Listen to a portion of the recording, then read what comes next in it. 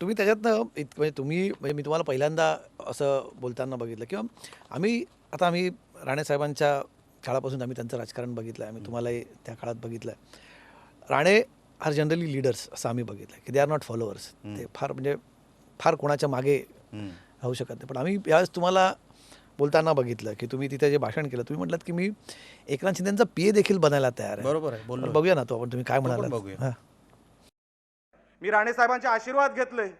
साहेब मला बोलले, तू जिथे आहेस तिथे 100% राहा, तरच तू नारायण राणेचा मुलगा म्हणून तू वावरू शकतील, लक्षात ठेव.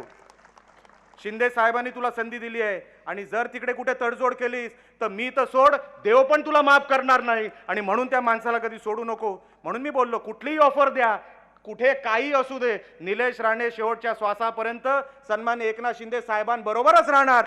उद्या काही जरी नाही मिळालं, कुठेही नाही, जरी कुठे काय मी गेलो, घरात जरी बसलो, मी तर पत्रकारांना पण सांगितलं की साहेब जर कुठे पीए कमी पडत असेल ना तर मी साहेबांचा पीए बनायलाही तयार आहे. लक्षात ठेवा, त्याच्यात कमीपणा नाही. अहो, मला परत प्रवाहामध्ये आणलं नाही, मला जिवंत केलं. हे उपकार मी कुठे जाऊन फेडायचे? मला ह्या मतदारसंघाच्या मतदारांनी परत जिवंत केलं. हे उपकार मी कुठे जाऊन फेडू?